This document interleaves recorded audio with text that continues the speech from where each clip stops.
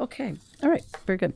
All right. So if we can begin our meeting, welcome everyone to the regular scheduled village board meeting. It's December 16th at 7 o'clock. I'd ask the clerk to please take the roll call.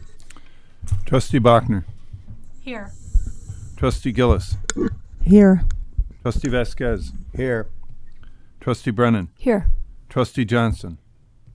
Trustee O'Connell. Here. President Aducey. Here. Okay. If I can ask you all please to stand to say the Pledge of Allegiance. I pledge Allegiance to the flag of the United States of America and to the republic for which it stands, one nation, under God, indivisible, with liberty and justice for all. Thank you. Okay, so we have a few citizens' comments on the term limits. And then I have one for John for prioritizing walkability. So, yeah, if you can speak now if you like. I just came to make a comment, and this would be something more general to the board. I think that I think for long-term focus, walkability should be something that the board takes into account when considering zoning laws or anything else. I think that walkability and increasing not only not having to get a car to get around everywhere. In fact, I had to get a car to get here because I loaned out my car, but to my sister. But it's regardless of that, I think being able to walk more easily and utilize space more effectively should be one thing that the village should prioritize or at least take into account in the near future, so that we set ourselves up for the future, which we should hopefully be looking forward to. So thank you. Yeah, thank you. Yeah, John. So those that just walked in, if you want, Sue or anybody want to, sign up for public comment? No. Okay. Greg, you do? Yeah. Okay. I'll put you down there. Okay. Anybody else that came in that wanted to sign up? No? Okay, very good. So the rest are for 9A. So it's a short meeting. So, we can just go right into public comment since we're going to be talking about that right now. So I'll ask Kathleen Corcus to come to the podium. Thank you.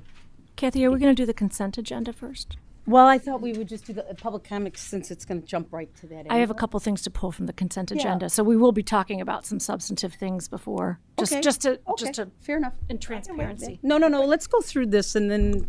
Yeah, no, that's fine. Let's go through them. Well, my name is Kathy Corcus. I've been a resident here for over 28 years. I want to thank the board, first of all, for responding to even have this on a topic tonight, which was not expected, since so many villagers wrote in or voiced their comments about wanting to have the discussion about term limits. In that, at least 12 of the Chicagoland other towns have term limits, and they have them for a reason.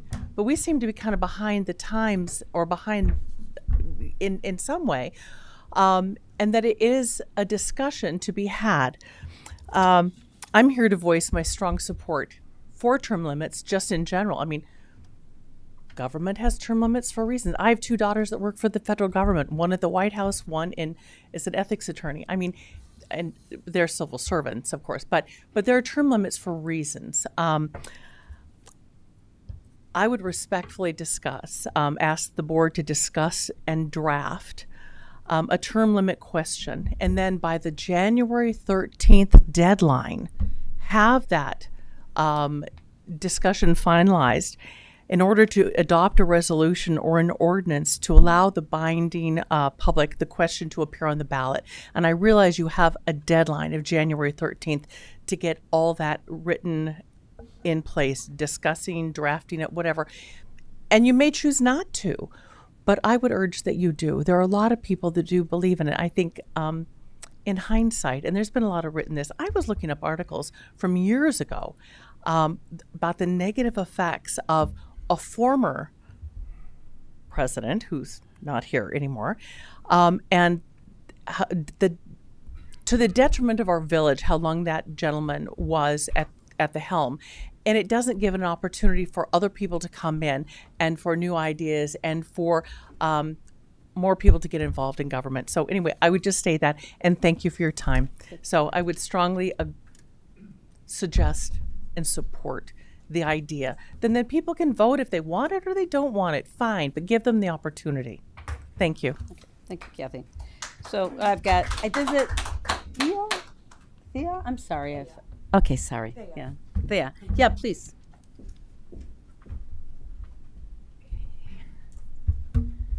Hi, everyone. Good evening. And my name is Thea. My full name is Dorothy Tsatsos. I'm born and raised in River Forest and moved away for a few years. I'm back now and also a former candidate for the Libertarian Party for both federal and local office in Cook County. Thank you for getting us started. And I just want to, I support term limits.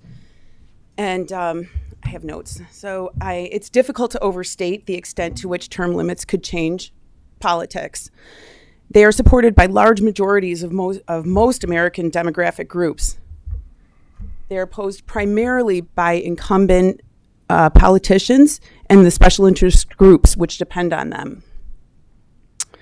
Term limits would ameliorate many of America's most serious, and we could say River Forest, but many of our most serious political problems by counterbalancing incumbent advantages, ensuring congressional turnover, securing independent congressional or village judgment, and reducing election-related incentives for wasteful government spending.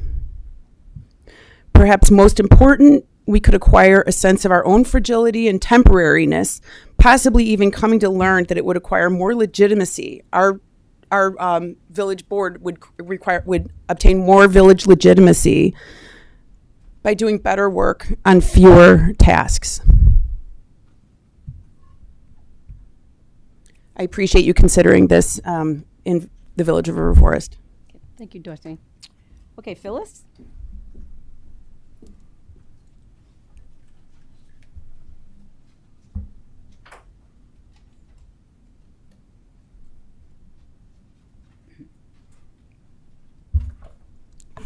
Hi, Phyllis Rubin, 411 Ashland, due east of here. So I also am talking about I don't say term limits, it's limits on the number of terms board members can serve. And I also support this. I support you putting it on the ballot and having a referendum and letting River Forest residents speak. You all know there was a petition signed by over 700 River Forest residents. I took petitions around. One family didn't want term limits. They didn't want that. They said they'd worked at a place where there was a lot of turnover and it wasn't good for that entity. Most others, including other people who had worked for other places where there were term limits, and they said that was a good thing. It was a very good thing. So my question is, how do you know what village River Forest residents really want? You don't, and I don't. You don't know unless you put it on the referendum, unless you put it on the ballot. They may want term limits. They may not want term limits.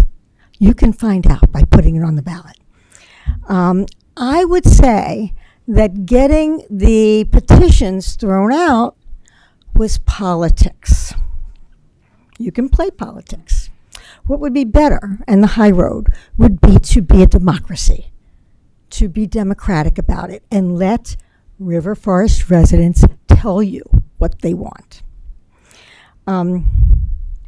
Now, some people say, oh, it's going to be hard to get people to come and be on the board if you don't let people stay as long as they want to stay. Well, I'm not sure that would be the case. Other people have spoken to this also. I'd say that when there's sort of I think what Kathleen was saying, there sort of becomes an establishment. A board, if you don't turn around, becomes an establishment. And people are not going to run against the establishment. Look what happened a few years ago, twice, I think, in our community, where the election got sort of nasty and there were lies in more than one election. That's politics. That is not pretty. It doesn't become us. We can be democratic and let people vote. And I would say when it's built in that that you leave at some point, it opens the space for other people who would not want to risk getting into a nasty election. It would allow other people to step up to the plate. And I'm sure we're a big enough community. There are other people who have been in the wings for a long time, watching and waiting till it opens up. You need to create space for new people to come in. And then there are new ideas, just what other people have said. So setting a limit to the number of terms makes space for others. And I'm asking you to change what is happening now to allow people. Ask us what we want to have the board do. Ask us. Ask us. That's democracy. Take the high road. Thank you. Maggie? Is there a Maggie? Oh, Maggie.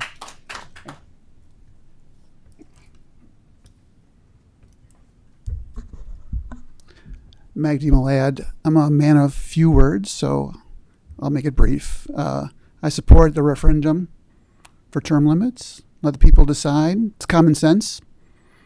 The mark of a good leader is succession planning. That's it. Thanks. Margie?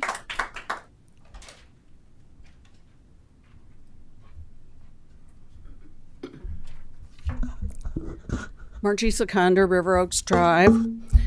I request the River Forest Board of Trustees discuss tonight, draft clear, detailed language, and vote tonight to place on the April 1st ballot a binding referendum on limits for the office of village president, not to exceed 2 terms. Your role is to let voters decide if term limits are important to them, regardless of your personal opinion. The referendum would apply prospectively only to future elections. It isn't about any individual. It's about good governance, which allows the voters to decide the terms for their elected officials. The village board could have executed this at any village board meeting after the September 4th municipal officers electoral board denied 754 village residents' requests to place it on the ballot. Now, mid-December, days before Hanukkah and Christmas, we're here. Residents must again advocate for what Carolyn Kilbride, the village president's close friend, denied us when she objected on multiple grounds to our citizens' petition. The county ruled out all objections but one, which the electoral board claimed was vague wording for voters. Valid signatures were 50% more than required. The objector cost the village taxpayers money for Kleinthorpe Jenkins' attorney representing the village at 2 hearings and prep work. Now the village leadership has allowed a discussion on term limits and expanded the effort to trustees and village clerk. However, the number of terms held by the others hasn't been an issue. Trustees are one of 6, and most don't hold many terms. The village clerk isn't a voting member of the village board. River Forest has a history of village presidents serving many consecutive terms and a practice of centralizing power in the office. Frank Parrish served 16 years as village president. Kathy Aducey is in her 18th year on the board, 16 as voting member, 12th as village president, and running for 4 more years, which, if elected, could total 20 years as a voting member. Term limits are especially impertinent to the office of village president because we concentrate responsibilities of administration, finance, development like Lake and Lathrop, staffing, both internal and consultants like Kleinthorpe Jenkins, like Chris Burke Engineering, like the village planner House Seal, goal setting, appointments to boards and commissions, government relations, and oversight, among others. Why would a River Forest Village president run for a 4th term? Ed McDevitt questioned it in the December 11th Wednesday Journal One View. Why? You should read the article. Why would an incumbent running for a fourth term have a fundraiser September 26th? Why? You should listen to the audio of the August 20th and the September 4th Municipal Electoral Board hearing. If you can't find it, ask the deputy village clerk. Village president chaired the initial hearing and voted before recusing herself, allowed by the village attorney. Even the new replacement chair commented, "This is a rather quirky situation," referring to the initial hearing held before he joined. We need to encourage broader participation by residents throughout the village. Residents don't step up to run because they feel blocked by incumbents. Some have stated they are dissuaded by the smearing that occurred several days before the 2021 election to the opposition candidate. Fresh perspectives and new ideas every 8 years can better serve residents and business owners and encourage broader participation on the village's boards and commissions. In this campaign season, will you stand with voters to place on the ballot a referendum on term limits? I urge each of you to vote yes for a referendum to allow voters to limit the office of the village president to 2 4-year terms. Let voters decide. Thank you. Okay, is Susan in the house? Susan?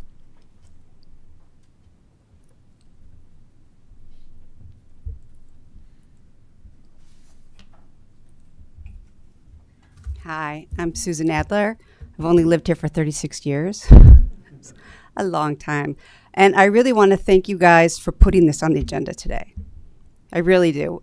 I've been here for 36 years. I've never, ever felt that the village really pays a lot of attention to the people that live here. I feel like you pay a lot of attention, but not necessarily to everybody. So this is amazing already. This is like a big step forward. Not only that, but you put us first. You didn't make us sit through the whole meeting. And again, that I want to congratulate you because that's a big deal. It was responsive. And in terms of term limits, it's the same thing. Over 750 people wanted it. Like she said, it's over 50% more than they even needed. So makes sense if that's what they want, maybe listen to them. So continue on this streak of listening, and I think we can really make some changes, and I think that's a good thing. Thank you. Thank you, Susan. Okay. Jan? I think you're up next, Jan.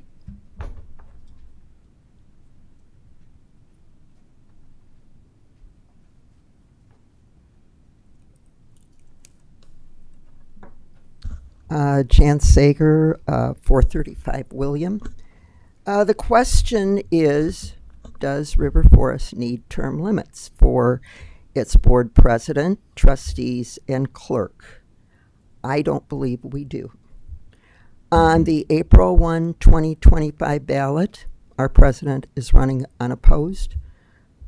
Only 4 candidates are running for 3 trustee seats, and the clerk is running unopposed. Last summer, a referendum was proposed to term limits of just the village president. Even though it failed to get on the November ballot, you would think that the expectation, the anticipation, the optimism that it might get on the ballot would have been enough to encourage several residents to want to serve as village board president.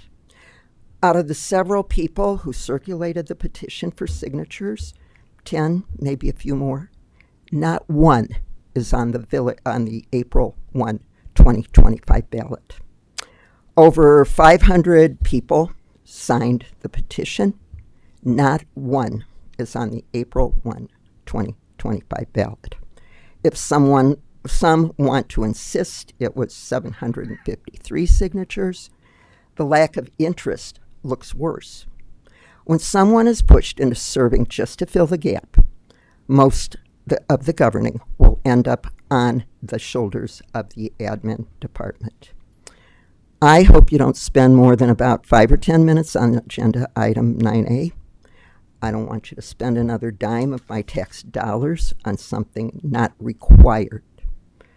Instead, I'd like you to work on policies that will benefit all the citizens.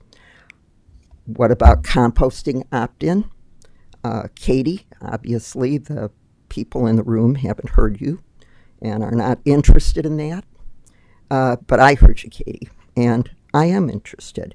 And that will help the people of River Forest and our earth. What about our lead pipe issue? It's got to be done. We have 17 years to work on this $20 million plus program. How will we pay for it? Loan? Increase the water rate? These are the things that you, the board, should be addressing. Residents should be talking to and encouraging those who want to serve our village, not stand in their way. Thank you. Thank you, Jan. Okay. Patty?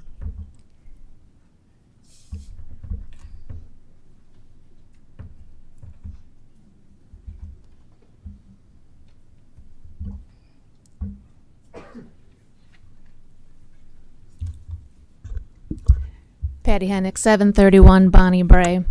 I just have one correction for Jan's comments before I get into my comments. We do have a resident, Megan Cascatello, who signed the petition and is running for village trustee. Thank you, Megan.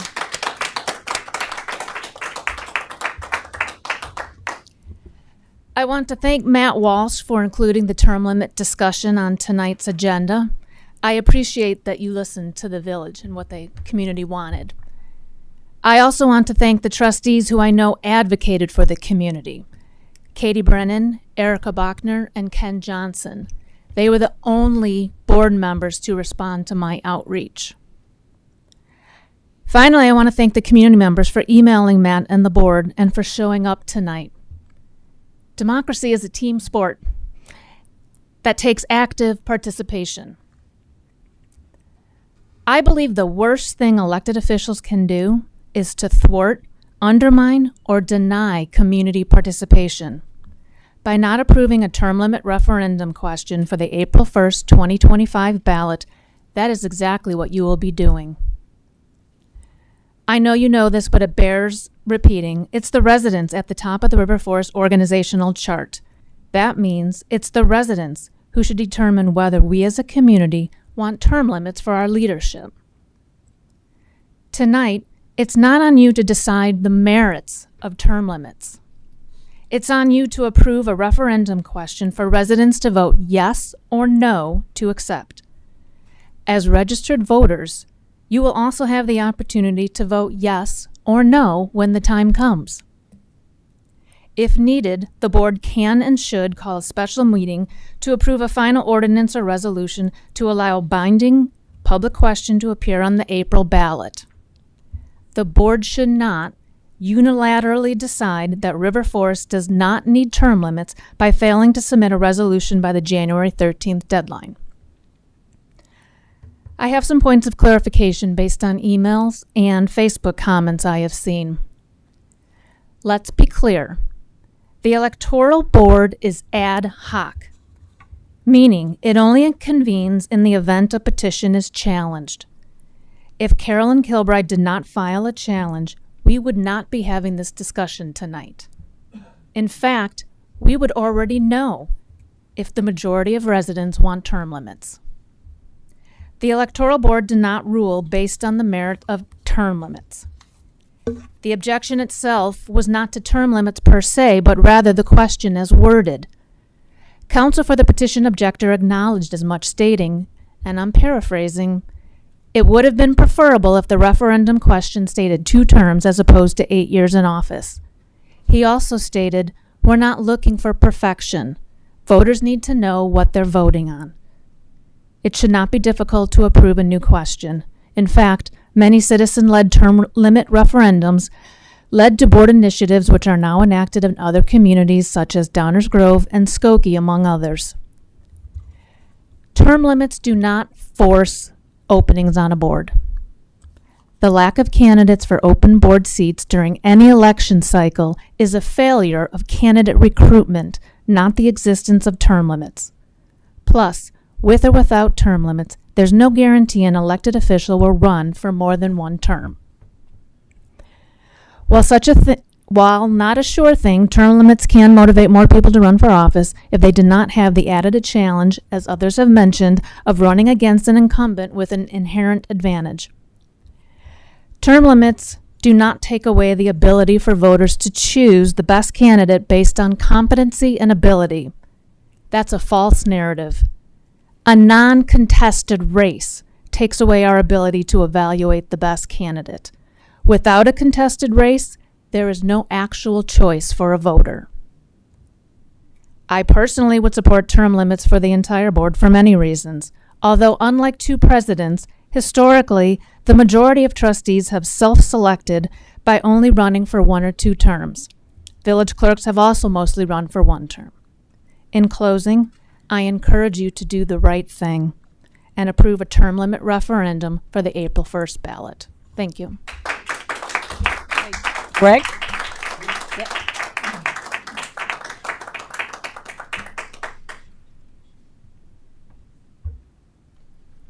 Greg Abkarian, 1226 William. First, thank you to the board for allowing us to have this discussion today. I'm for term limit for the president and actually for the whole board. I know it's only about the president, but I think, and not just this board, I think all of our boards need term limits. Some of the people have been on some of the boards for 30 plus years, and I know this because when I was a kid here, they were starting on the board, and I am now 51, so they've been here a long time. I won't name names, but I know you all know some of the people I am speaking about. And to answer that lady's question, that while Kathy is running unopposed, she is my neighbor, just for everybody's know, and I would have run. I honestly would have, but she is my neighbor, and I have to be next to her for as long as we're here. No, and I've tried to be a very good neighbor and not cause problems. And running against somebody, especially an incumbent, can get a little hairy, and I did not want to deal with that. So that is why I did not run. I can't speak for the other 11,000 plus people in the River Forest, but at least 700 of them signed a petition to have this on a ballot, and somebody objected and cost the town more money. You didn't want us spending money, but if this had just been put on the ballot right away, instead of somebody's friend objecting to it, wouldn't have cost us money, would have been on the ballot, and we would have voted. I don't see a problem for anybody for this being on the ballot. It's the city saying yes or no. And it won't even affect you for your next 4 years, because again, this won't happen until after. So you won't.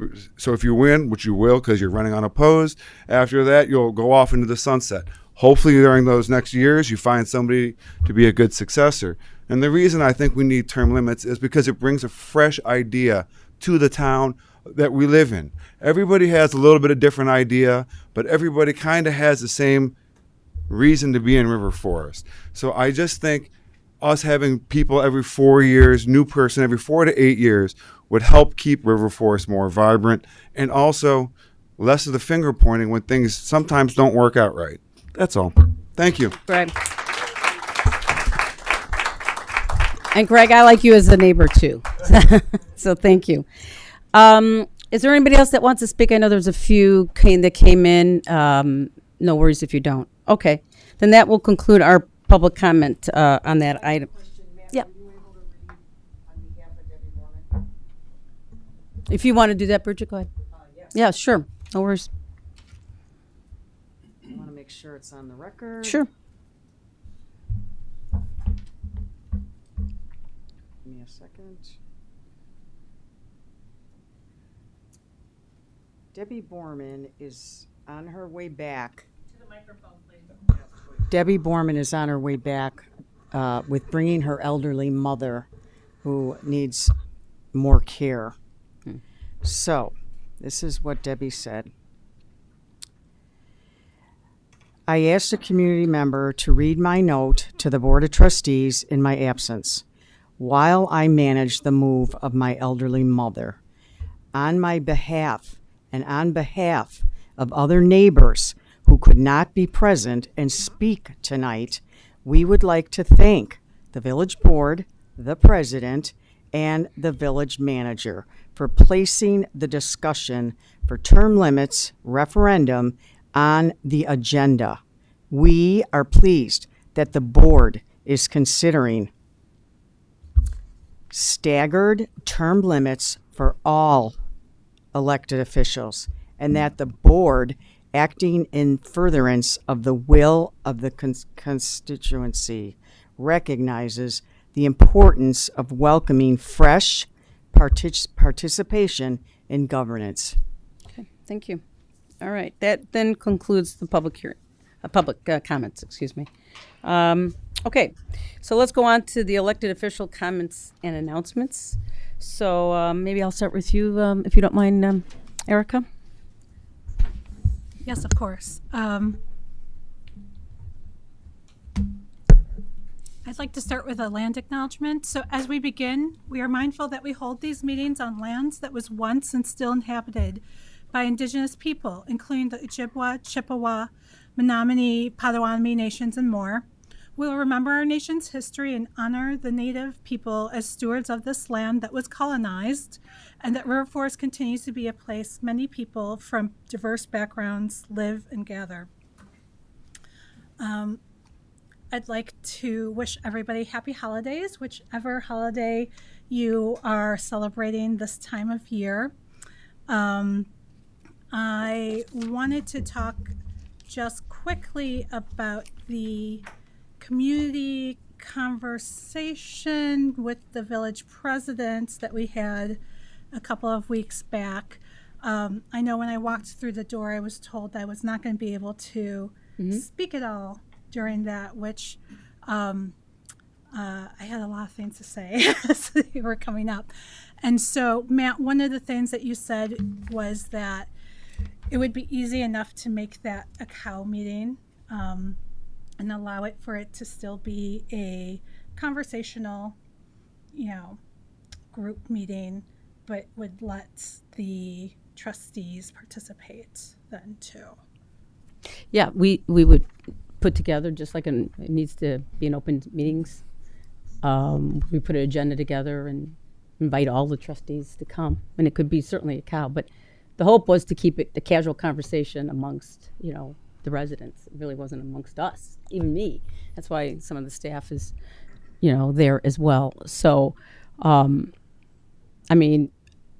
I don't want to create more meetings for all of us, but yes, that's a possibility. So I'll just leave it as that. But it is possible. But just real quick to clarify, the reason we couldn't speak was because it would have violated the Open Meetings Act. So just so the audience knows. Yeah. And so we had the time before that too. I was there and Katie was there and we were speaking. And so because there was only two. And Kathy was there. So that's three of us. So I think go ahead. I think the key point, if a majority of a quorum of the village board cannot be conversing about public discussion. I think the format of the casual conversations was, more of a question and answer session. So it's a bit of a gray area. I think the concern would just be that there would start being public or debate or discussion among the village board without properly posting that pursuant to the Open Meetings Act. And an agenda would posting an agenda and following that would suffice in enabling that. I bring it up because I would have thought that after the first one we would have just done that, but going forward, if we can, that would be amazing.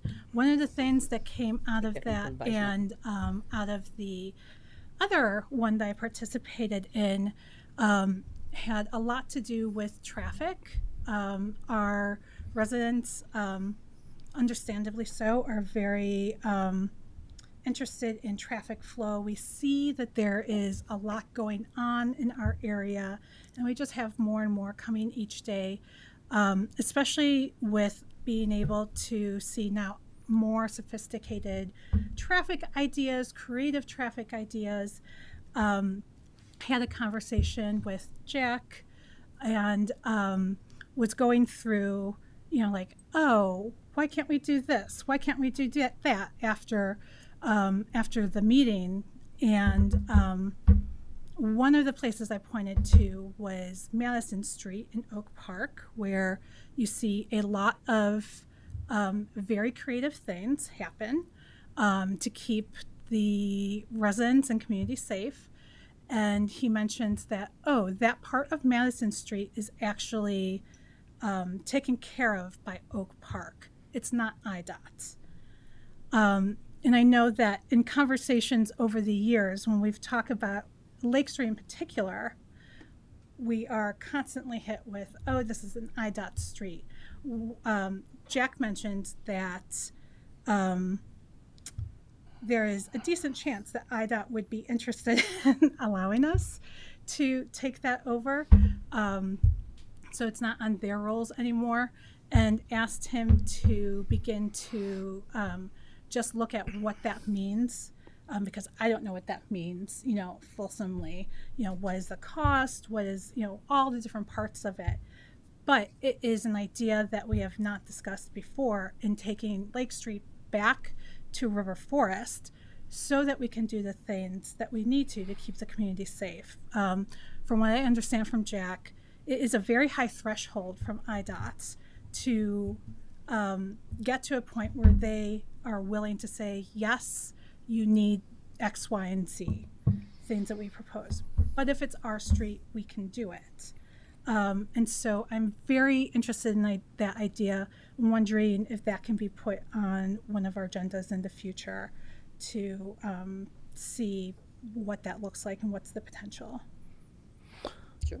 Sure. I think that Jack and I have spoken about that and kind of the process. He's had some experience dealing with some other jurisdictions. There are some reasons why IDOT would prefer to keep some routes in that in order to efficiently move traffic, which is one of their primary goals, of course, is might be limited if there's different regulations and different things per different stretches. But I think that's something worth exploring. I know one thing we've talked about, too, is kind of more presenting our the village-wide traffic study that was completed last year. The Traffic and Safety Commission has been doing a lot of great things in reviewing the toolbox that they have implemented that has a lot of those creative things that we haven't necessarily implemented here but are seen in other jurisdictions. Some have there's cost to them or drawbacks to them depending on who's closer to. I think kind of providing that overview and presenting that to the board as part of that conversation would be useful. I mean, understanding all the different options, and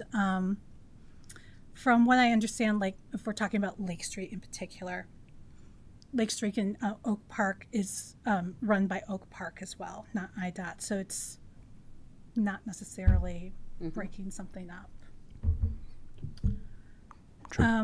The other thing that I wanted to mention was that I did attend the wake and funeral of Detective Alan Reddens, who was a detective shot in the line of duty in Oak Park a couple weeks ago. And it was a very emotional experience to see the family. It was very moving to see all the different groups, everyone from all over Illinois came, police officers, dignitaries, and sitting at this table every day, I thought it was important for me to attend that because we make decisions that can possibly put our folks who are first responders in the crosshairs of folks, and we should know the consequences of those decisions that we make and really understand that. I've never been to a police funeral before, and I just want to, and in fact, with our mutual work that we do, I'm sure that Detective Redmonds was often helping out River Forest and vice versa. That's the way that our communities work together when it comes to the police and the EMT and the fire. It was really wonderful to know that you were there. I saw Matt there pointing to Jim O'Shea, Chief Jim O'Shea, and our chief of fire and that team there too. So I just want to commend you all on the work that you all do every day. And I know that you're taking your hands in your lives. It was a rough week. We also had here in River Forest the situation with a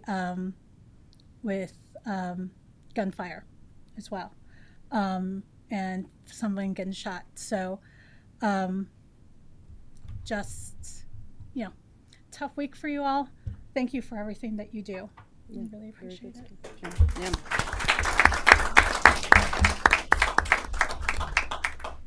Okay. Is that it, Erica? It is. Okay, very good. Thanks. Okay, Lisa. Hello. I echo what Trustee Bachner has said regarding the River Forest Police Department and all the work that we do across our neighboring communities to keep us safe.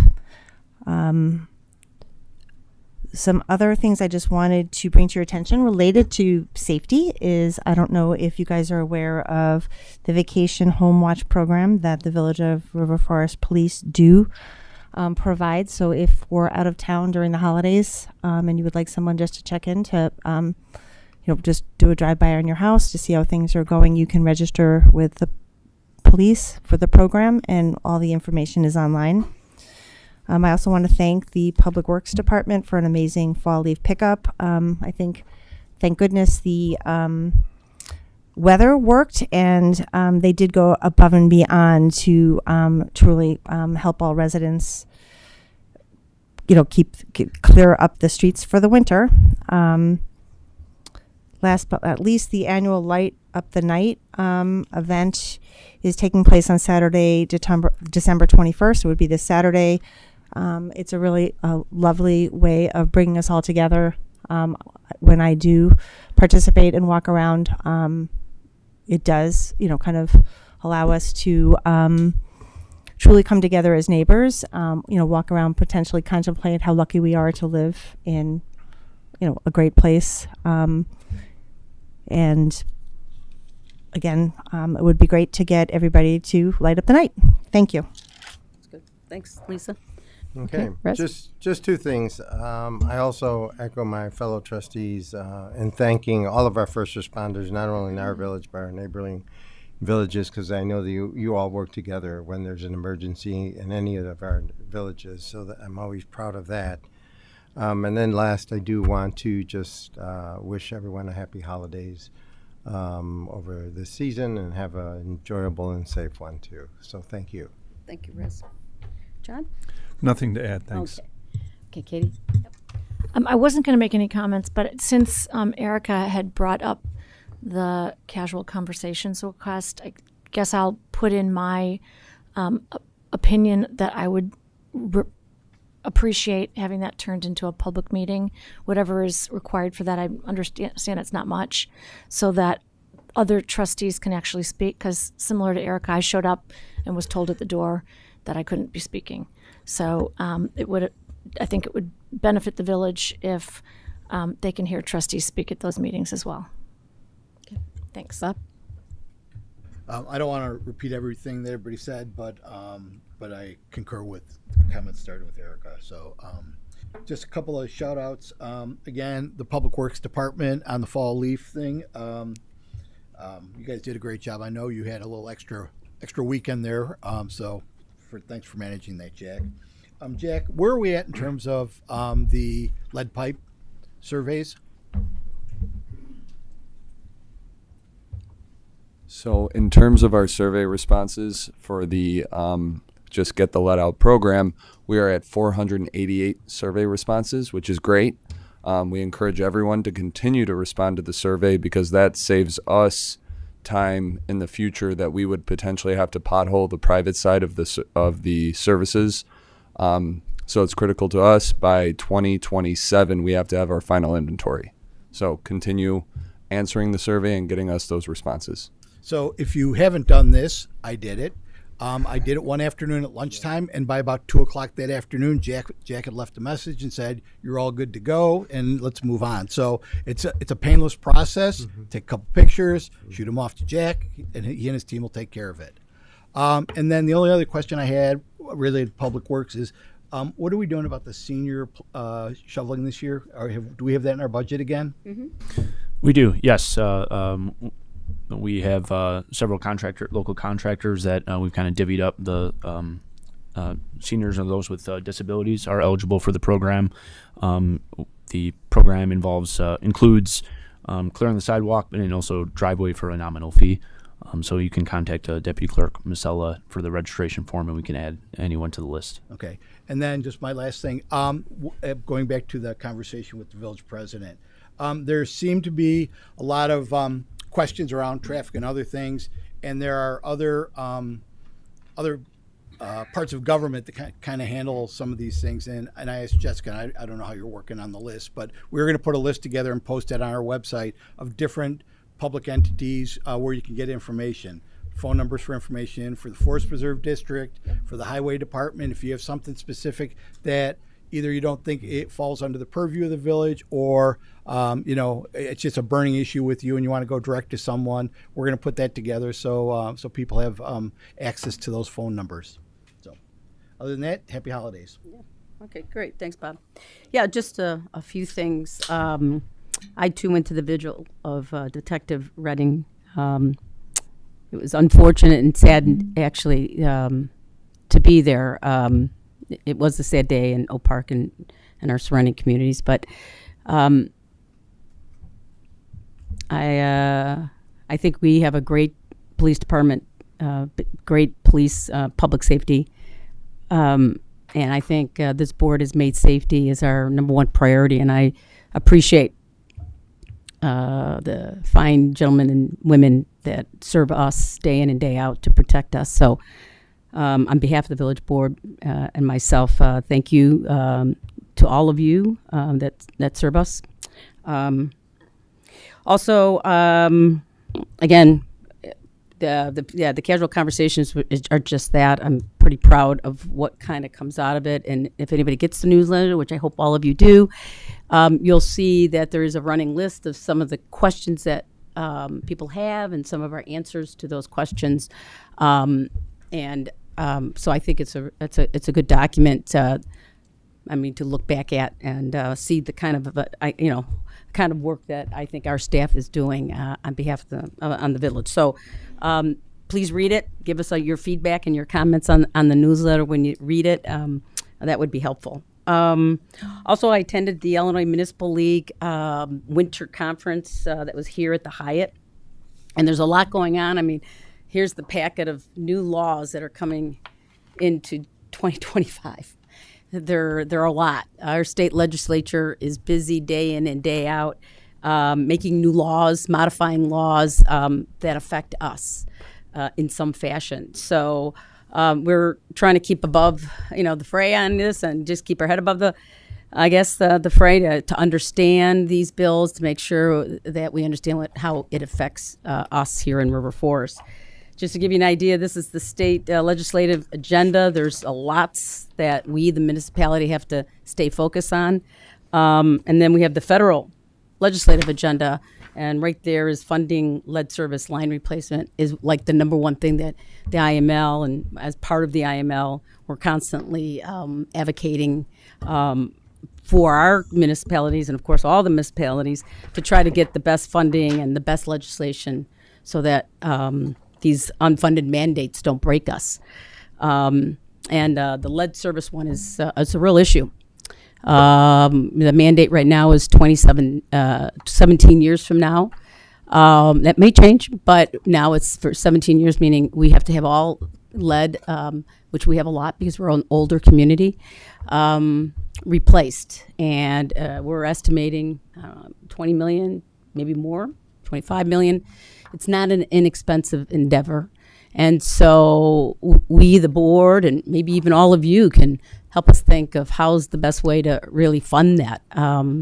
We'll be back talking about that in the near future, but it's an issue, and we need to spend some quality time knowing what that is. We have a program now, a 50-50 program. So if you are replacing your lead from your home to the water main, River Forest will pay 50% up to $7,500.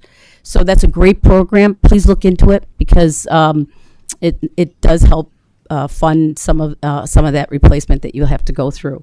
So that's a fairly significant money that we'll have to spend. Okay, so with that, I also want to wish everybody here and those that are listening on YouTube and other places, happy holiday. Enjoy your time off with your family and your friends. So with that, we'll go ahead and move on with the consent agenda. So if I can, I know you want to take something off, Katie? Yes. Can I pull 5C and 5H, please? 5C and H. Okay. Motion to approve the consent agenda items A and B, D through J, I through N. Well, no, you want to do D through G, G. then I through, M, N. Right. We got it. I through M. N. Right. Okay. I changed Well, we got it. Who seconds that? I second. Okay, very good. Okay, so any questions on those items? Hearing none, I'll ask the clerk to read out loud the item, and then we'll take the vote. Consent agenda item A, Village Board of Trustee meeting minutes, November 18th, 2024. B, Village Board of Trustee executive session meeting minutes, November 18th, 2024. D, monthly department reports. E, November financial report. F, November accounts payable, $3,023,619.53.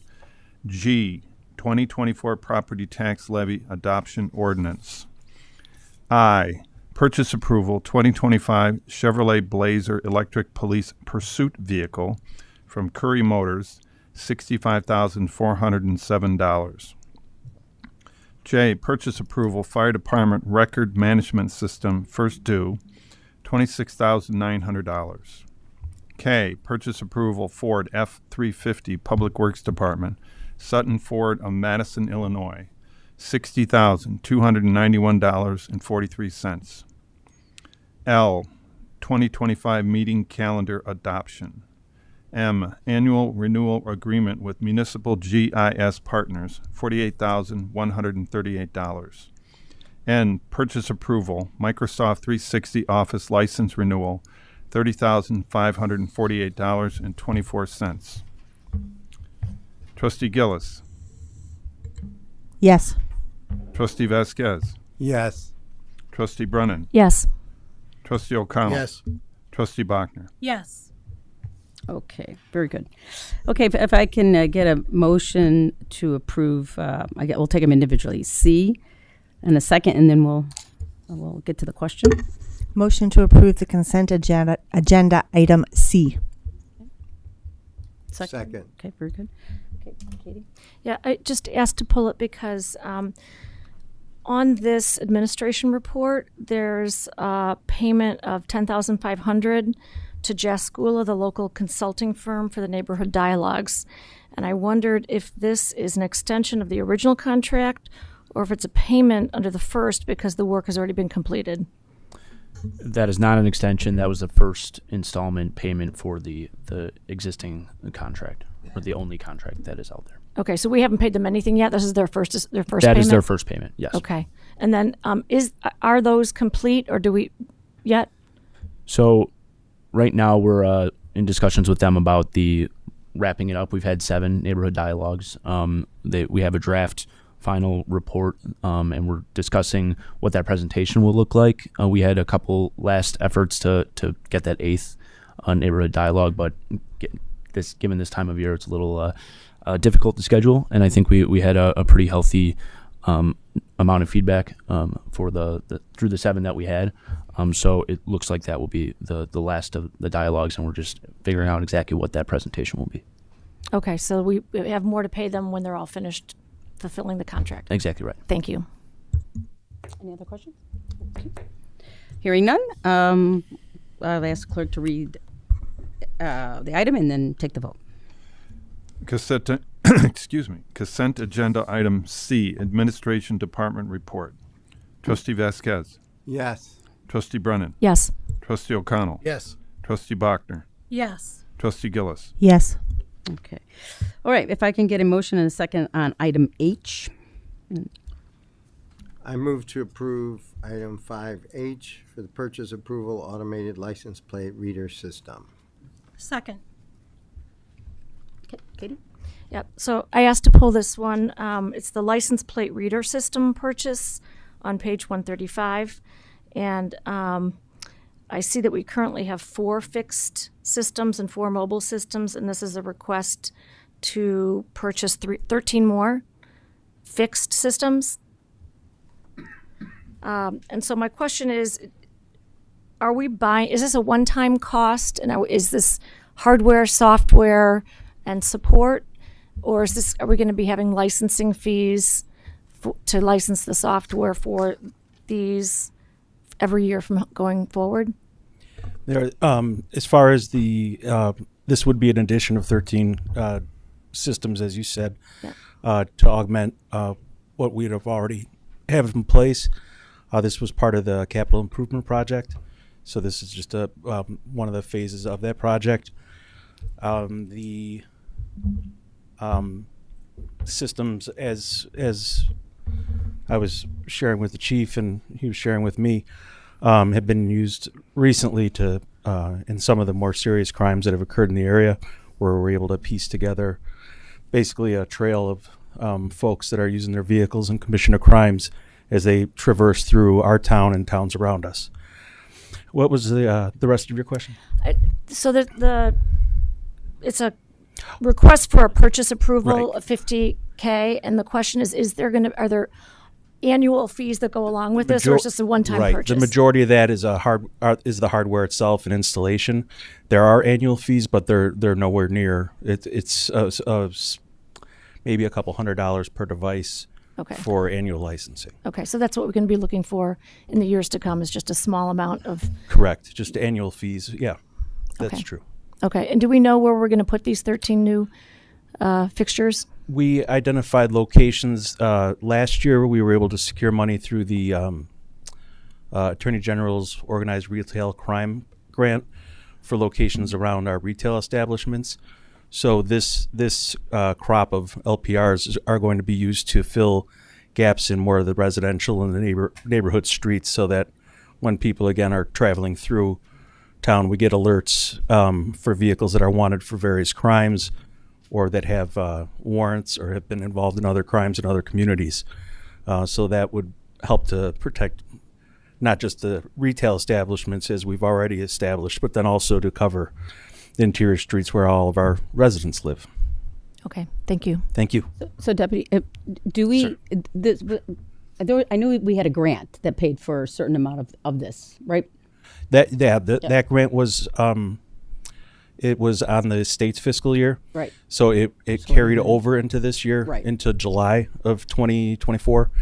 And then this was, so that grant money we used essentially to cover the devices that we're asking for now, Right. the number of devices. So we were able to get that funding, and now we're able to augment this, the plan, Right. in furtherance of what we had already hoped And for. remind So me of the grant amount of money? it was for that portion of the grant. It was about $56,000, $58,000 okay. through the Attorney General's office. Yeah, very good. All right, thank you. Okay, here, any other further questions on this item? Okay, hearing none, if the clerk could please read out loud and then take the item and then take the vote. Consent agenda item H, purchase approval, automated license plate reader system, Minutemen Technologies, $50,017.26. Trustee Brennan? Yes. Trustee O'Connell? Yes. Trustee Bachner? Yes. Trustee Gillis? Yes. Trustee Vasquez? Yes. Okay. All right, very good. We'll go ahead and move on to item 9A, which is no action, but a discussion. So we really don't need a motion. But I'll also just, I don't want to correct, but I also received phone calls from the trustees, and I know Matt has as well. So I look at this item as okay. I mean, we certainly this is something that, some residents want to talk about, we can certainly talk about it. It's not anything that would, hinder our conversation. So I appreciate all the trustees. Every one of you made a phone call into either Matt or myself, and so I appreciate that. That's, one, it's collegial, and we should be collegial, and we should be collaborative. So I really appreciate all of that. So with that, the discussion is the term limits for the offices of village president, village trustee, and village clerk. So I'll just open it up and just to remind the audience, this is our chance to discuss it. So I ask you to limit any outbursts.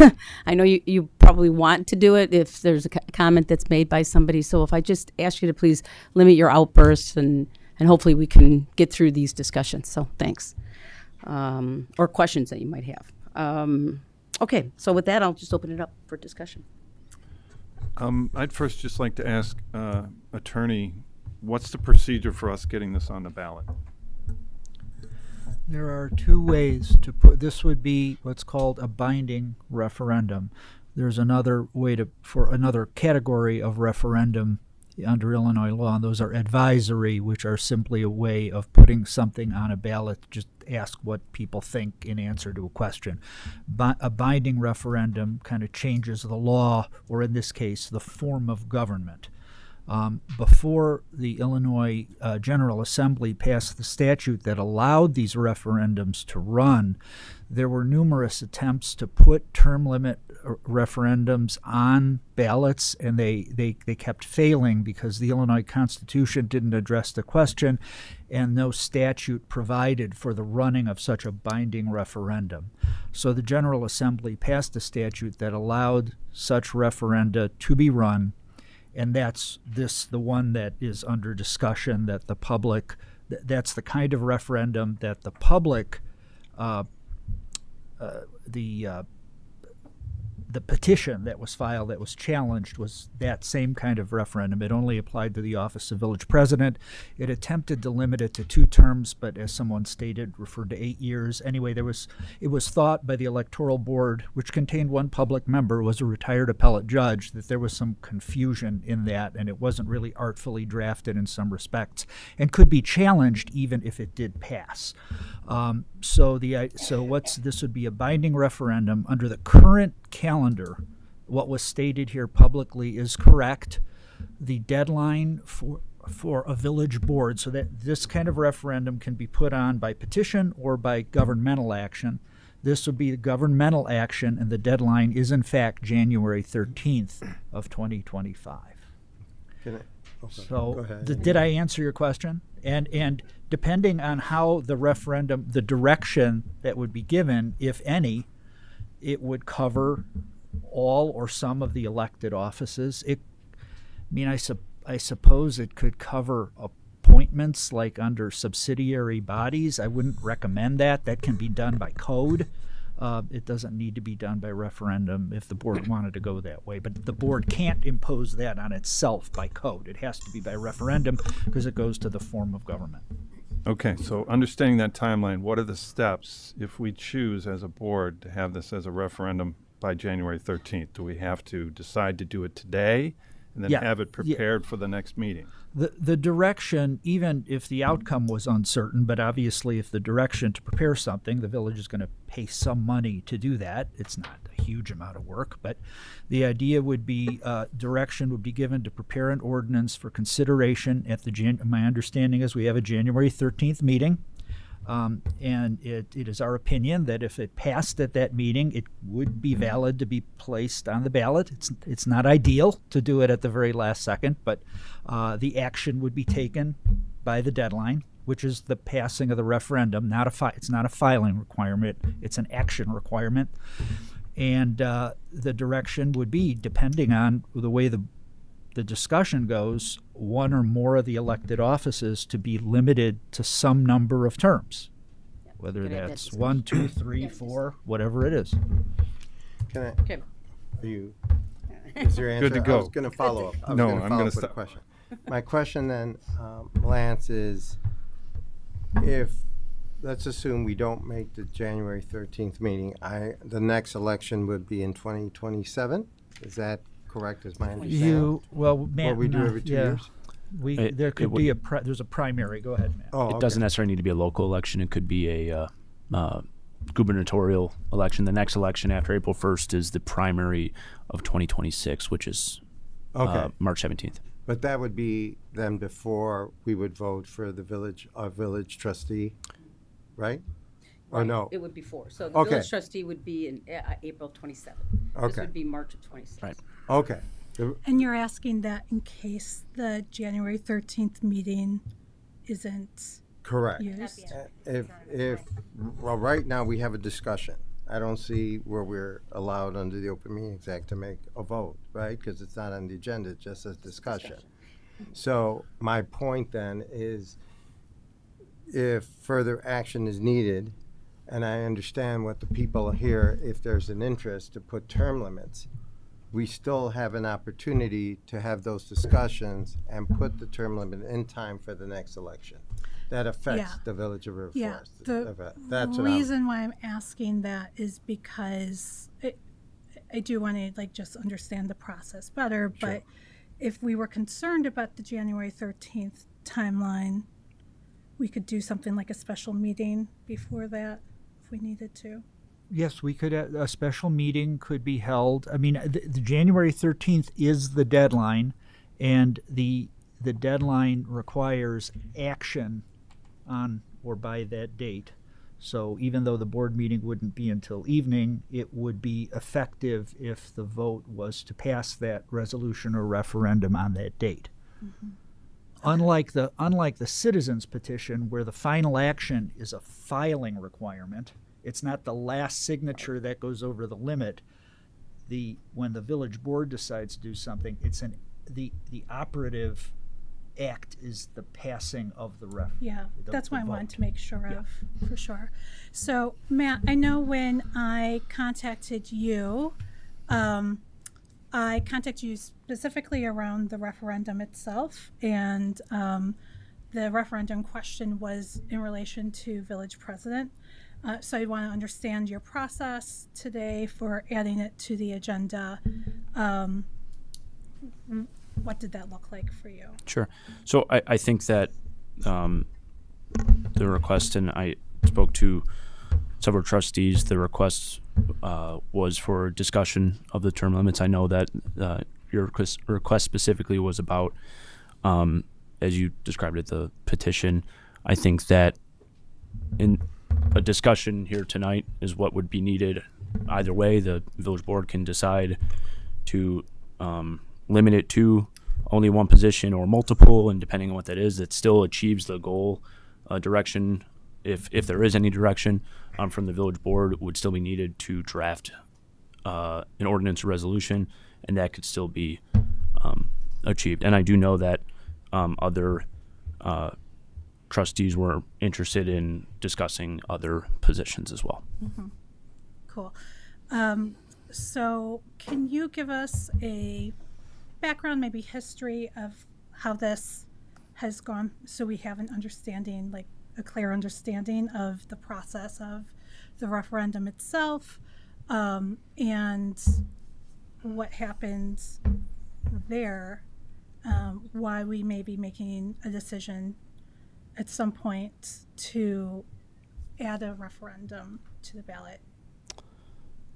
Sure. I don't remember the exact dates, but I know a resident came in and submitted a petition for a public question in August or so, with the prior to the deadline for a binding referendum to be placed on the presidential ballot in November. Shortly after that, another resident submitted an objection to that petition. That's what required the electoral board to convene in late August or in early September. The electoral board ended up making a decision that the question as written should not be on the ballot in November. There was no appeal to that decision filed. And I think within the last few weeks, the residents had reached out to village board members and myself asking for a for the village board to consider versus the citizen, as Lance described. There's the two routes to get something on the ballot, and that's what residents were requesting in place of attempting a referendum again. This would be the other option, so they requested the board members to consider it, and then last week a few trustees reached out asking that it be placed on the agenda, in addition to residents. What was the, why was it turned down? Because I think you said something about it being clarifying. So what needed to electoral be? board. You want me to answer that? Yeah, you got two electoral Yeah, boards please, here. go ahead, John. So attorney mentioned one of the key things. So since the language was deemed vague, it would be open for lawsuits. And given the contentiousness between the two parties, we were pretty sure that somebody would sue someone else because it was vague enough to be misinterpreted. Was there anything in particular that was vague? Specifically, it was written in as 8 years versus 2 terms. And because it would have gone into law in November. Based on the date of the filing? Yeah. That was in November. So the 8 years would have started in November. The clock starts ticking once it becomes law. So someone who's in the middle of a term, because we flip in May, there would be about a 5-month lag period of time where someone would have to resign effectively if they in fact were in their second term after it went into Actually, they law. would not be authorized to continue running in that position because the 8 years would have ended on November. And since we were dealing with the village president's 8 years would have been completed in the 7th year in November, and I think that's 6 months. So That since she it was would have open for interpretation, it would have been open for litigation. And we did not want to get into that arena. And were you all given any power in terms of modifying the referendum itself? No. No, that cannot. There is no such power. Yeah, that's what I wanted to know. The only thing that we were ruling on was the validity of the referendum. That's it. Okay. And there were a few other parts to it. I heard from one of the citizens that were objected to, but those were thrown out. What were those parts? Maybe Lance. Yeah, please do. Yeah. There were basically 3 points that we felt we needed to discuss. One of them was the use of a notary republic. No, They had to be notarized. Notarized. Yeah. There was some question as to whether or not that was valid, and that was thrown out. And then the second thing was whether there was sufficient signatures. Signatures. So they were challenging the number. So of they signatures. challenged the signatures, and that was cleared up by, I think the village of Cicero did a check on voting records and matched signatures. And how many signatures? So there were some that were thrown out. Yeah. It still was at the adequate level. Yeah. But I think it went down to like 650 approximately There from was the original definitely- amount. They needed, I think, like 396 or something. Yeah, there like was that, still and so plenty they of had signatures. So more that- signatures yeah. above that, so Yeah. that was not valid. Okay. And then we also chose not to go forward with the subpoenas to bring forward people that had signed the petitions. Yeah, it was deemed unnecessary since they had sufficient number of signatures. Mm-hmm. So that's as good a synopsis as I can recall. No, not bad. Got it. And it was a 3-member board. Kathy, you were part of the first board and Yep. then recused yourself. Yep.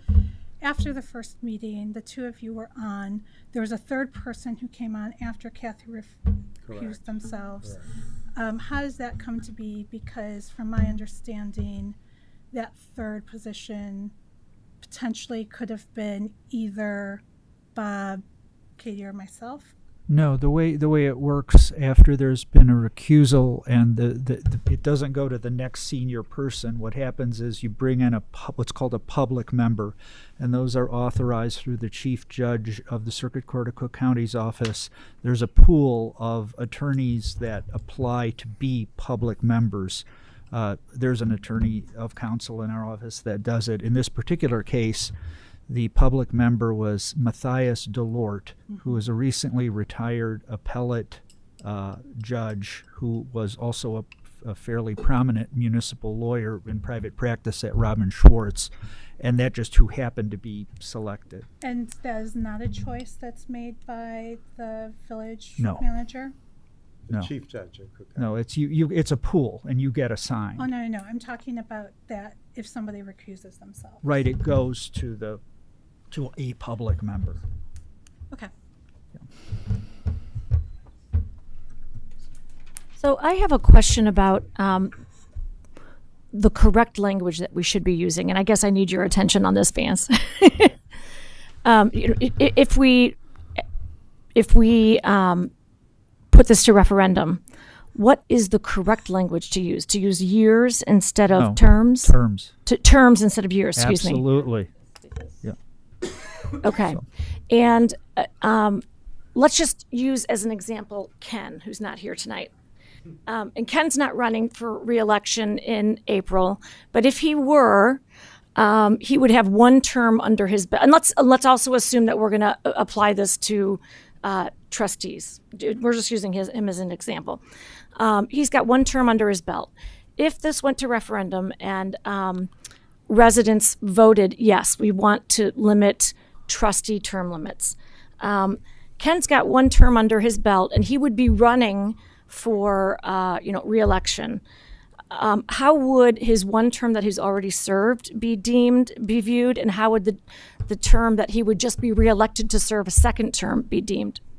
Well, that's a difficult question to answer because we don't have concrete direction yet. So one, you need to know whether the board wanted to consider an ordinance to limit the number of terms of a particular elected office and how many.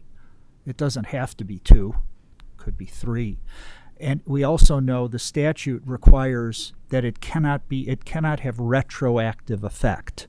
So we know that. Now, if I'm going to answer your question, I would want to, if there's a desire to do this, I'll word it in the way I think is the best way to word it, but it needs to be prospective and it needs to apply to terms. Okay, so if Ken in April ran and won another term,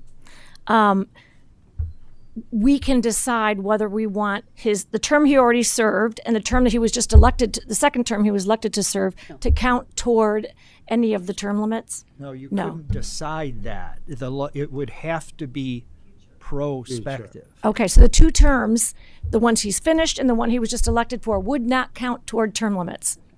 Well, You just finished. yeah, we need to look at, we would have adopted it hypothetically April 1st.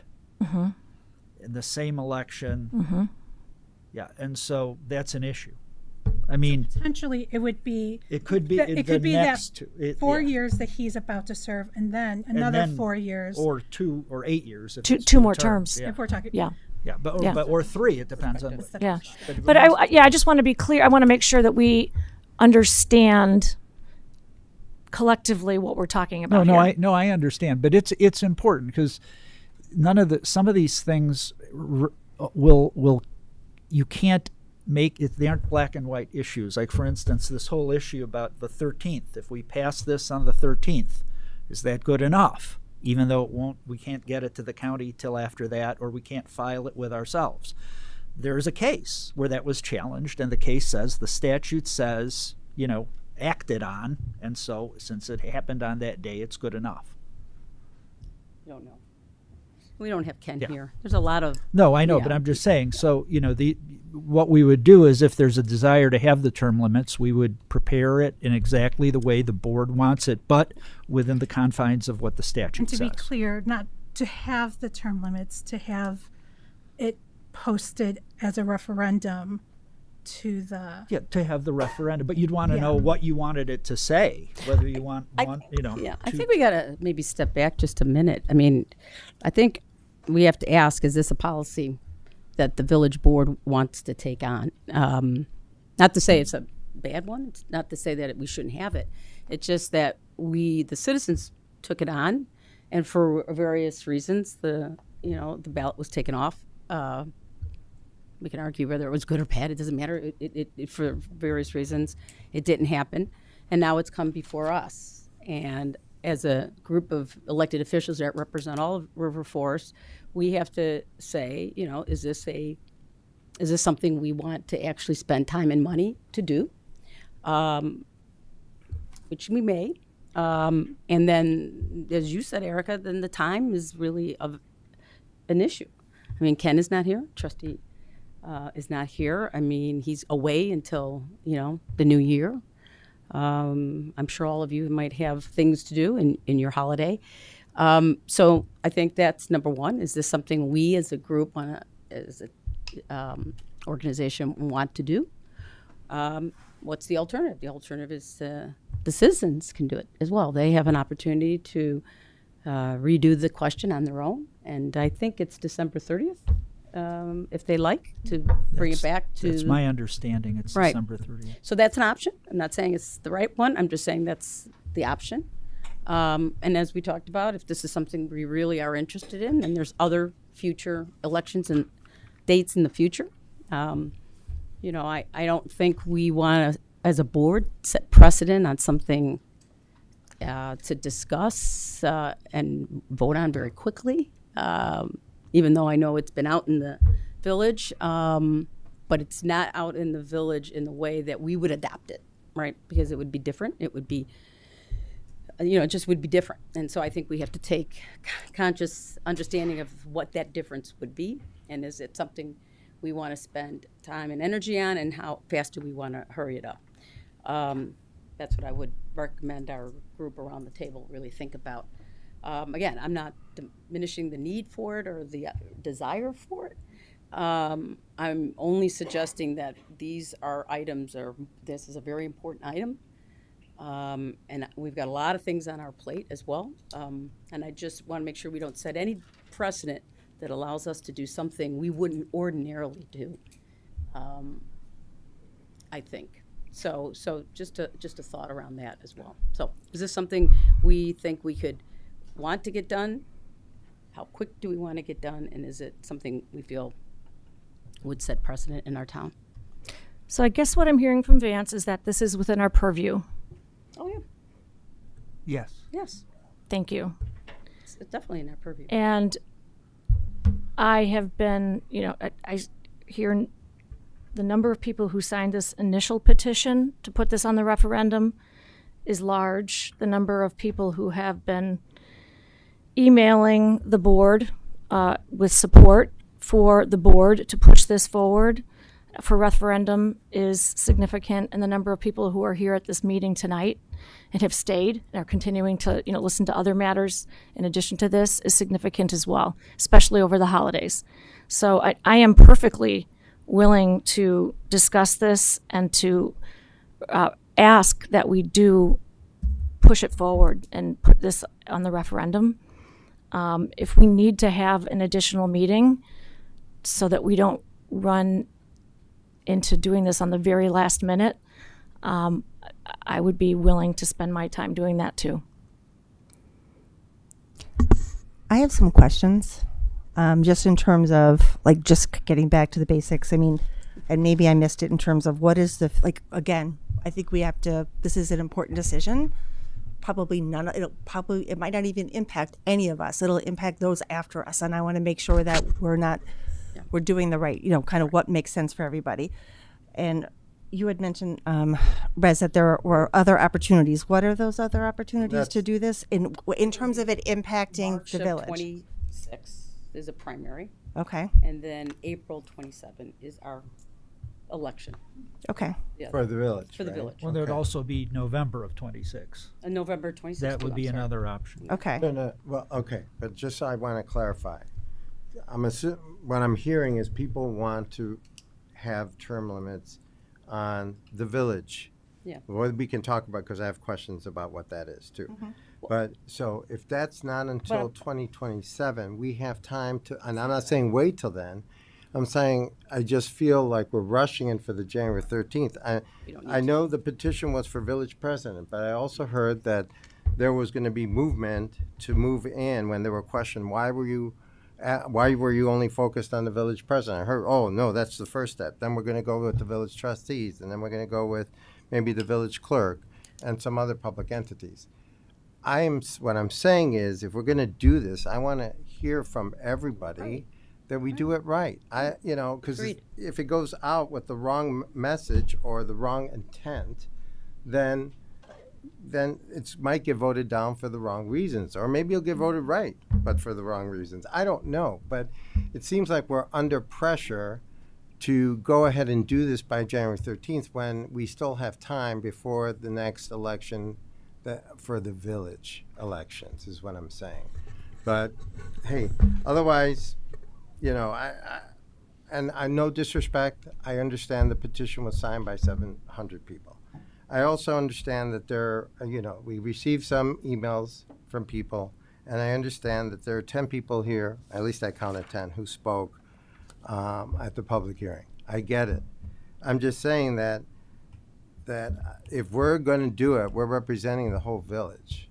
So I want to be able to say that we're making sure if we're going to put a term limit, number one, what are those term limits that people in the village want, and for which positions? And, I'd like to be clear on what that is. I think the intent was pretty clear, Rez. In the referendum, it was very specific to the village president.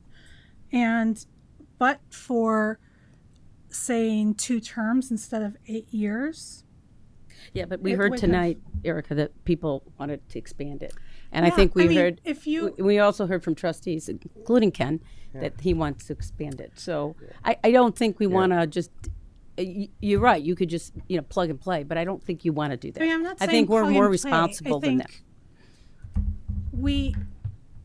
If we want to be responsive to our residents, and we can be, clarifying what was said in that referendum, and that can be, that's an April election, and that can be turned down if people didn't like that one. But you got to remember, if this board decides it, you don't want to put something that wants to get turned down. We want to do something right. I would never want to do something that wouldn't be right. I wouldn't put my name toward it. Here we are trying to assist our voting residents in all of them getting what they've asked for. I agree, all of them onto the ballots. And if that is a matter of just clarifying, I don't think it what is. the question was, but I don't and that think we it have is. that in our purview, and it doesn't take a lot from us to do that, then we should consider and do it. But Erica, here's my point, and I'm submitting myself to it. If people are saying, and I understand the petition was for village president and good governance and try to limit that, then why doesn't that apply to us? That's what I'm saying. Why doesn't it apply to everybody at this table? Sure. And that's all I'm saying is that, I'm hearing that is what eventually we were going to get to. And so if that's the case, then what are you putting? If you're putting what the petition said, it was the village president. If you're putting what I hear, the reason for it, then you're talking about everybody at this, well, not everybody, every elected official at this table. So it's not just the village president. That's all I'm saying. The reasons that I'm hearing will apply to every elected official at this table. Can I?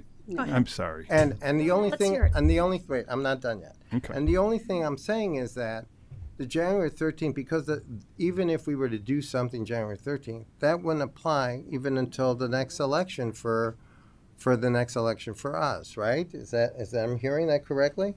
It doesn't have a. Yeah, so Yes. I'm just saying then we have until course. January. Okay, then we have till the January, the next opportunity, which is whatever March 26th or whatever that is, to do this. April Yeah, 20, and why wouldn't you want to do it correctly? And if people say no, we want the village president only, then then we're hearing that versus each one of us. So that's all I'm saying. Why are we afraid of that?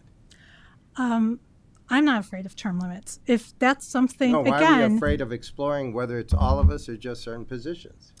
I think that's something we can do tonight here. Really? have a You're going to talk discussion. to 11,200 people that live Yeah, I in disagree with that. I think that's something that we can talk I don't have a about piece here. of paper in front of me that says, what does this mean? So you're asking me to just do it and we could wind up with something that we can all live with? So If we're going to go and do it, the way we do it, like we do everything else, is we give it to the staff. The staff works with the proper authority, our village attorney, and they create an ordinance. Right, because we're not voting on this tonight. So we could have our staff craft something and then give it to us to consider for either a special election or for January 13th. A special meeting. Special meeting, thank you. Well, I think, let's get it straight. I mean, it's going to be awfully, I mean, Ken's gone for a while until the next year. And others are traveling to the next year. We don't want to disrupt everyone's holiday. I think we've made really important decisions with many people not at the table, like Lake and Lathrop. There were several people who weren't at that table. Well, I just think it's important that we don't, but there's no rush, and that's what we're trying to say. There's not a rush to get this done. There's definitely an impact in putting it off, and I think I don't feel comfortable with the inference that there's no rush, because the more you put it off, the later it applies. And what I'm hearing from the residents is that it's important. So why would we put it off? Okay. But it won't impact any of our municipal elections. Yeah. That's all, yeah. Municipal election is April of 27. So if we do it in March of 26, it's going to apply then. That would be implemented, and it would already be in place for the April 27 municipal election. That's what the issue. That's not how I'm understanding it. Okay, well then, can you clarify? Yeah, I mean that's something that I would need to look at the statute again. And I'm not ready to give a formal opinion on whether the term. Well, we know that if you're midterm, it can't touch you because that would be retroactive. Right. But does it affect if term limits are passed on April 1st and you're elected April 1st? Are you limited, or is it 2 terms after that election on April 1st? Would that be considered only prospective, or could someone say, well, that really affects me retroactively because at the time that I was elected, at that time, after my papers were in, there were no term limits. So my two terms only start the next 2 or 3. I mean, we're assuming it's 2. It doesn't have to be. Is that something we can add to the ordinance if we wanted to, though? No, the ordinance cannot change what state law requires. I'm saying I'm not prepared to give a formal opinion as to whether that's the case or not. But can I thank you for a point of clarification? Was your question relative to when it was enacted or when it would first take hold? Because it really won't take hold until the April 27 election. So we would have the opportunity to get this on a ballot in March 26th. In November 26th right. for the municipal election in 27. So we have a couple of shots. Was that your question? No. Okay. My understanding is that whatever terms you've already served and whatever terms you've already been elected to, even if it's the same day that the referendum is voted on, those are history, and that the term limits apply to the future. So for the next 2 terms for any new candidate and any incumbent. And I do think that delaying any action on this, delaying putting this to referendum does impact, because it just pushes forward, gives people more terms. So I think it's important for that reason to address it swiftly. I guess I'm still confused because it's not going to impact this election, right? In terms of. It's not going to impact the results of this election either. Correct. But then basically, if we pass something, people will be in office. We're doing terms, right? It's a term limit. So if we have people in office for the 25th, the 26th, we pass term elections. That will then basically impact the 27th election when everybody comes in. So thereafter. So it is achieving the goals that have been put on the table. It is. In my humble opinion, just based on what I've heard. Another pitfall. No, John has been trying to say something. Well, John. Go ahead. No, go ahead. All right. Couple observations. Obviously, I don't vote, so I observe. it seems like we're trying to answer the question, and all we really want to do is get the question on the ballot. Isn't that what's we're really discussing? Is just getting the question on the ballot? question is what- Yeah. What is the What is We're it? not Yeah. judging whether or not Yeah. the question's valid. We Yeah. just want it on the ballot because we follow our constituency and they would like to see it. No different than putting up a stop sign. Right. So all I wanted to talk about was the mechanics of getting it on the ballot. I'm one of the few people on this table that is not an attorney, but I think I could write this thing in 3 sentences. So we put in there that it goes into effect after the 2024, 2025, 2026, 2028 election, whatever you want to do. We put one line item for president. We put one line item for trustees. You vote on both, decide what you want to do as a community, and you shape the future how you want it shaped. Yeah. I don't So- get how we seem to be arguing whether or not it has merit, and that isn't really what I think we're supposed to be doing today. Right. I think I don't think the question is about the merit. I think it's the timing of and getting it right. To give you an example, I was thinking about this. Katie Avalos, a great person. She's running for her 3rd term on the school board. Now, why is she running for her 3rd term? It's because she filled a spot in between, and because somebody came off the board and she got elected to that term, so filled the two-year term. Is that a term or is that 2 years? Then she ran again, and she's now in her 2nd term. So she's running for her 3rd term, but it would only be 6 years. So there's a lot that we have to think about. So I hear you. It's simple, but it really has a lot of things we need to talk through. Then, and again, I don't think talking through them and getting it right is a wrong thing. I feel like that's a red herring. It could be, but I'm just saying that's something we I have feel to like think about. I feel like your Katie Avalos example. She can run for village board if she wants to serve the community. She can run for township trustee. She can run for D200. There's so many things that any of us can do to serve our community. It doesn't have to be this position more than she 8 chose years. D90. I'm just speaking. Yep. Please. It doesn't have to be this position, for more than 8 years. There's lots of different ways that we can show up. I could run for village president. I could run for clerk. I don't think I'd be termed out if I had already spent 8 years sitting in this seat.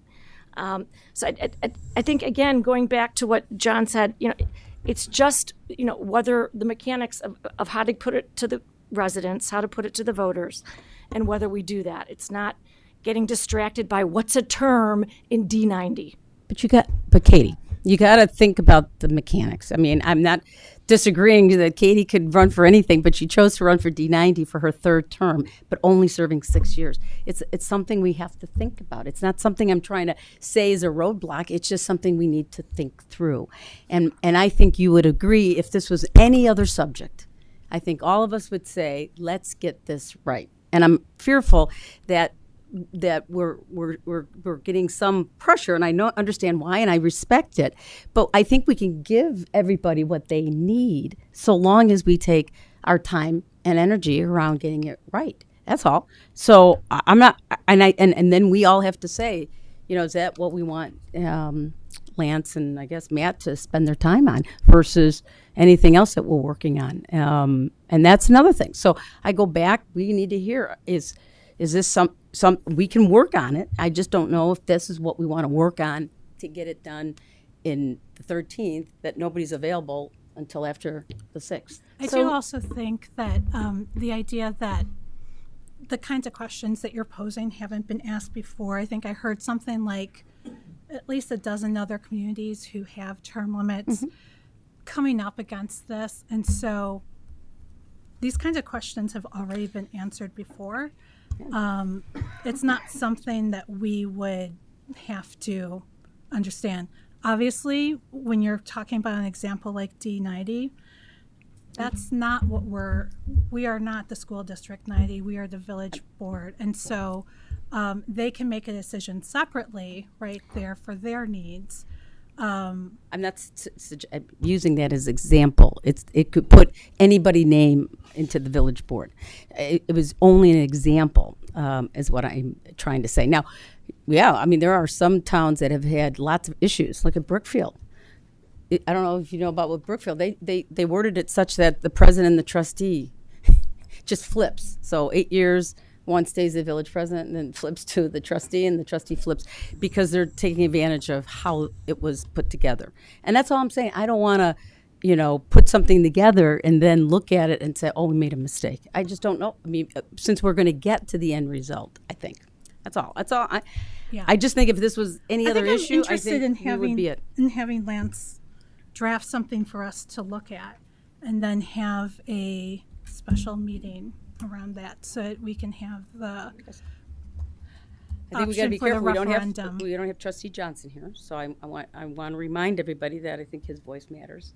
But I'll leave it as that. So, I mean, I think if we have a special meeting, or if we do it on the 13th, that he would be able to speak then too. Yeah, but because we'd have further discussion at that we point. wouldn't have any ability to have public hearings, have other people be part of it. I just want to make sure we understand that we're setting precedent, and I'm okay with setting precedent, because there's a lot of stuff we got to do. So I'm happy to set precedent in this way, but I hope everyone understands that that's what we're going to be doing. I'm not willing to set precedent this way. We've rushed through some things, and we've gotten bit by it. And so well, the Northeastern Corridor, where we had a group of people come in, we voted one way, and then the other group came in the other way, and then we had a about face, and that caused a problem. The difference is that we're not voting on it. We're letting the residents vote for it. We are voting on it because we're putting it on the ballot. We're putting it on the ballot. That's we're it. And we're not hearing from everybody about how that referendum should be drafted, and that's all I'm saying, is that if we hear from everybody in terms of where we put it out there and saying this is what, and I think we got time to do that. By the time you rush it to January the 13th, we're going to be running on just what we hear today, as opposed to making it bigger for everybody else here. How many times do we not, Katie, this happened more than just once, where people's like, why didn't you let us all know about this? Yeah. Why is it that one group comes and then the other part of the group comes in later and says, hey, I didn't know it was there. I didn't know you put a notice. I didn't know about this whole thing. That's all I'm saying, is that this ought to be discussed a little further with more public notice for the community in our village, so they can come one way or the other. That's all. And then whatever the group says, generally, when we hear from everyone, or mostly everyone, I know not everyone's going to come, but just not reacting to the first group of people, and no disrespect for everybody here, is that we hear. Now, if everybody says, hey, I agree with that, but I only want this position, or somebody may say, no, I want them all.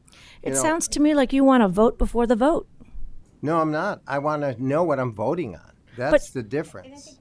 You're already rushing because you will, I don't know, if you have it just against the village president. I'm not saying that at all. All I'm saying is that I haven't said a single thing about that, Rez. Well, I'm asking I'm because pushing. You seem to be definite about how it ought to be driven. So what is your position in terms of what's the draft? What's the direction you're saying? So I would ask Lance to prepare the wording similar to what was originally asked in the original petition, 2 terms, prospective. Of whom? So, prospective, going from not including whatever terms you've already served and whatever terms you've just been elected for. Of what position? It's really not going to affect any of us sitting here at the board. Yeah, but what position? Yeah. And there's I would do it for the way that the petition was drafted for village president. But you heard tonight several people saying, I don't mind it being at all. Okay, then the way John said it, which was line A, village president, line B, village trustees and clerk. Can we do it like that way? No. I don't know that we could do two. That would be almost like two separate referendum questions. I'd have to look at that. Remember, we have to spend money doing that. The way I've seen them. I want to hear what Vance is saying. The way I've seen them, it's one question for the offices it applies to, and the only ones I've seen are all elected offices. Okay, so if it would make it easier, and my goal was to amplify the voice of the residents who have tried to put this on the ballot and were stymied by, a matter of semantics. But if we need if I can just finish my thought, if I can just finish my thought, please. But if they were stymied for that, and if if the only way to move it through timely and meet the deadline is to include all of the elected officials at this table, the clerk and the trustees, I would be willing to include those too and ask you to draft it, to include all of those. Okay, now let me just say, they weren't stymied. It wasn't. It was deliberated by John and Rez and the appellate court judge. I mean, I don't think that you would call it stymied. I think they had a long conversation about not semantics, but how the language, how the actual wording happens. That's semantics. No, it really isn't. It really isn't. It really isn't. It's the language. Huh? It's mechanical. Yeah, it's mechanical. I mean, again, we could set precedent and say, well, you know, sorry, but that language was wrong. We want to get it right. And that's all, I think, is what everyone's saying. But anyway, so, sorry, Bob, go ahead. No, you were saying, I just wanted to make sure that. It's the mechanics of it. Yeah. Mechanically, it wasn't laid out the way it was supposed to be laid out. That's where the problem is. Yeah. I mean, and it's not that it can't get corrected. Yeah. Kicked it out because it was confusing. John, were you going to say something? That's all right. No, you're great. The issue with the referendum is if it passes, then somebody could have brought forth a lawsuit saying that it wasn't written properly and we need to strike it. And we didn't want to get into a direction where we already knew that there were people in the community that were willing to fight over this.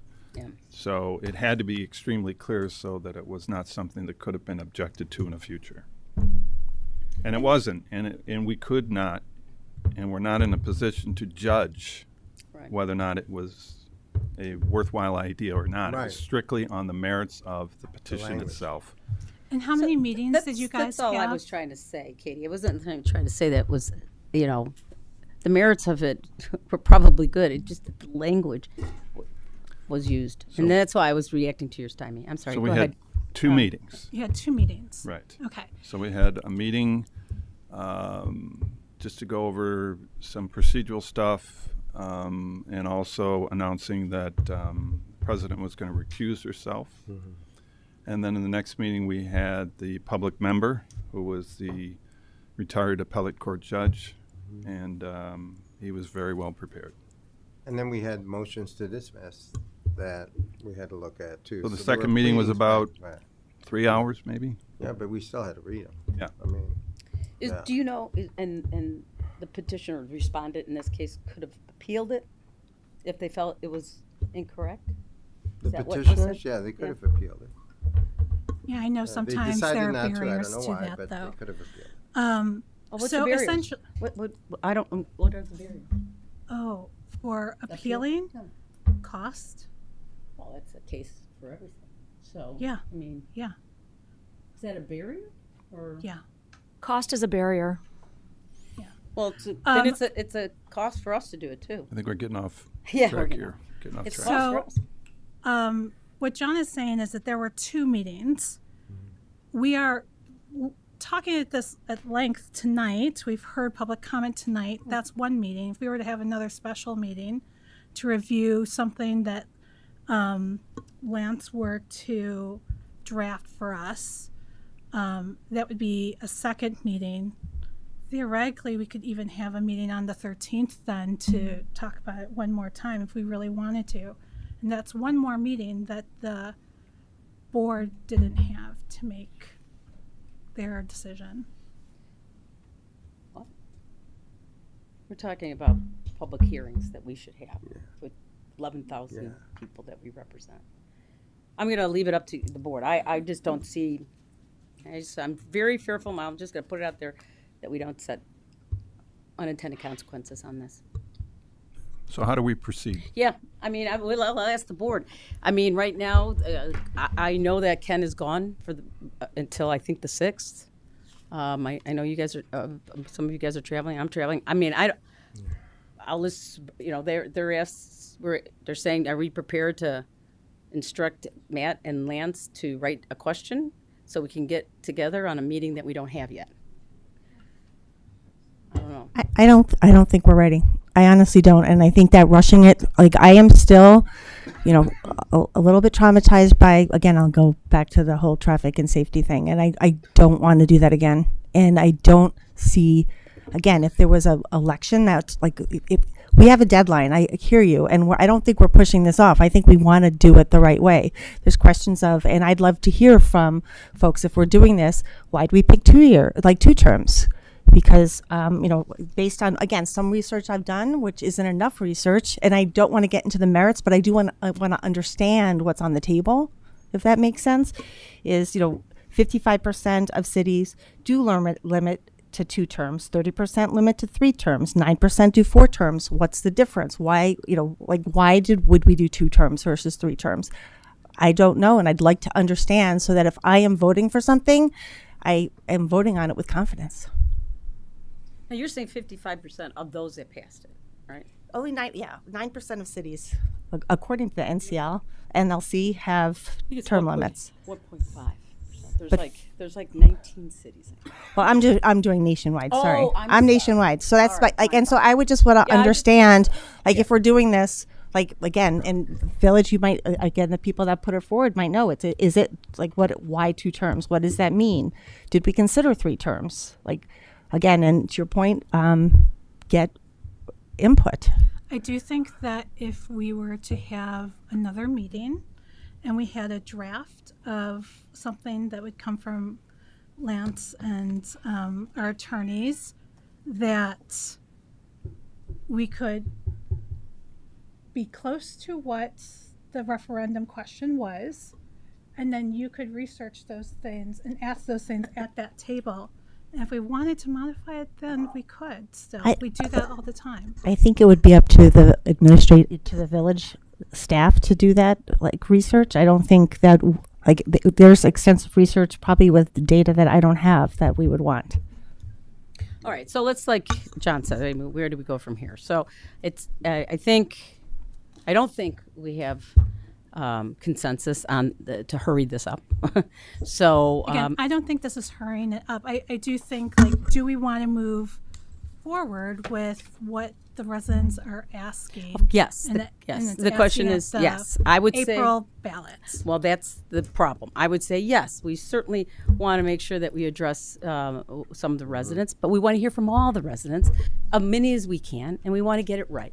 So, I don't think this is not hearing from residents. This is just trying to figure out what's the right timing. And so it feels off because there have definitely been other things that we've discussed in the past that have felt very rushed. Yeah, and we got burned. And and we haven't been burned. Greg's things here are to tell just us don't, that. So that's fine. I understand, and we can set precedent on something like someone. Yeah. So why wouldn't we ask Lance to go ahead and draft it, and try to either discuss it at the January 13th meeting, or have a special meeting before then, and see if we can do it, because it's possible that we may be able to, and if we're not able to, we will at least have moved the ball forward. Well, we will move the ball forward. So the question for the group is we want to move the ball forward. Yes. And right, it sounds like Katie and Erica's doing the same. We want to move the ball forward, and we want to do it in a way that we do it right. So, can we do that by January 13th?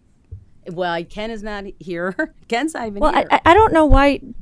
I don't know what Ken's schedule is. But is he going to be at the meeting on the 13th? He will be there, but he won't be back until after January 6th. So okay. He won't even.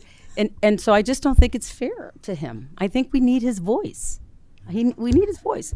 So again, there are so many times when we at a village board have not had several people around the table and have made decisions. I don't think this is a rush. I hear folks saying that over and over again. I don't think it is. I think it's just keeping it going. Okay. So let me ask the majority. Let's ask the board. We can go around the table. Do we right now table this and we have good conversation with, including Ken, on the table, so we know that we're going to meet the deadline that we have to meet if we do it. We have to talk together about what this looks like. I think we still haven't decided around the table. So the question becomes, what do you guys want to do? Do we want to talk more about this? It sounds like yes. And then do we want to do it in a manner on the 13th or after? I would like us to let more of the public know about it, since this just came out on the agenda on Thursday or Friday. That I think this should be part of the newsletter. I think we ought to solicit some more resident feedback.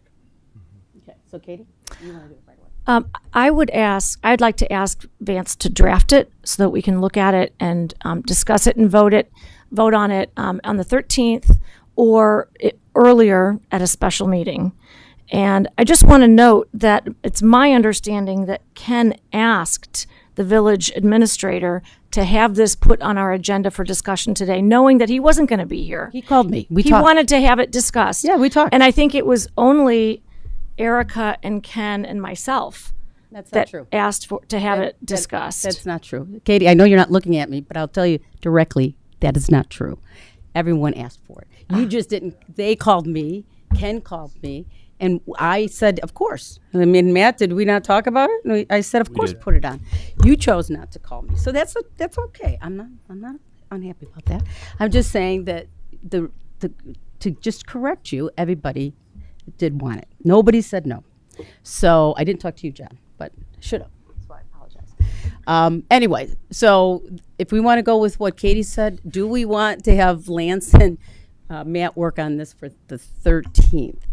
But what's it going to say? No, so it's a yes or no. Right now, we it's we don't have enough time. I mean, we just don't have enough time. We don't want to rush something. Too. I think that Ken, Katie, and I proactively called Matt. No, Matt, Ken did you call other trustees to ask them about this, or was it vice versa? I was talking to the president of Ducey about something else, and this came up right after I got a request about it. And I also talked to Trustee Gillis later. We were talking about a resident concern and spoke about it. Erica, the truth. I'm sorry. The truth is, Ken called me first. Yeah. I mean, I've got a text from him, and I talked to him, and he said he talked to you.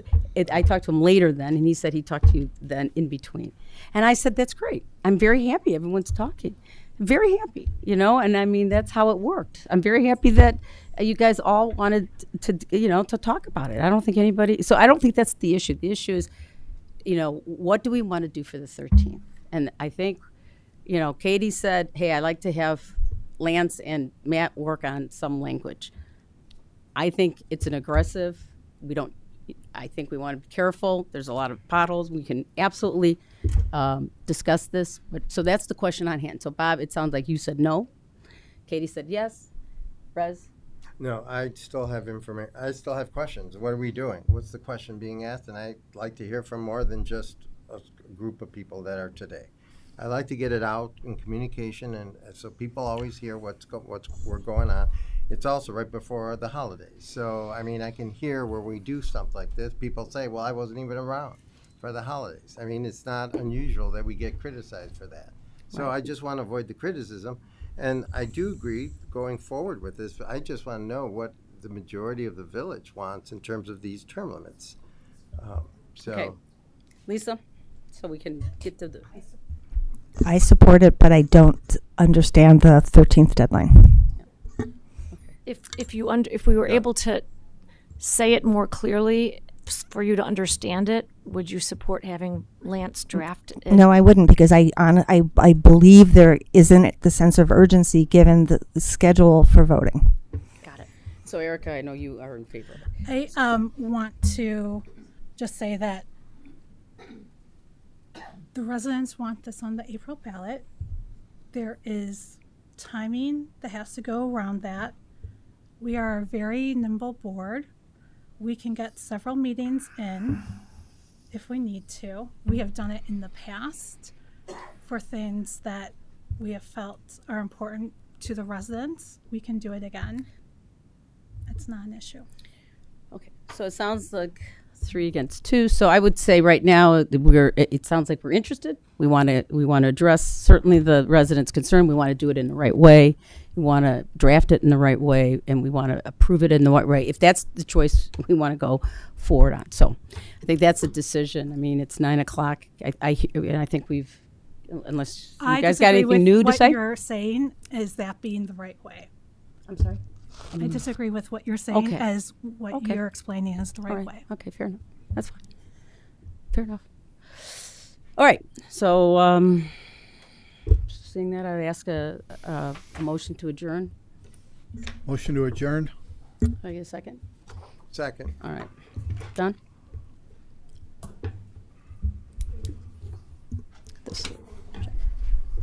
Trustee O'Connell. Okay, Phil. Trustee Phil, Bachner. Let's just give him. We're just. No worries. No, yeah, you can come up. Give us a second. Trustee Bachner. Yes. Trustee Gillis.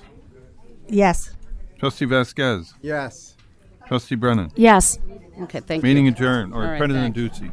I'm sorry.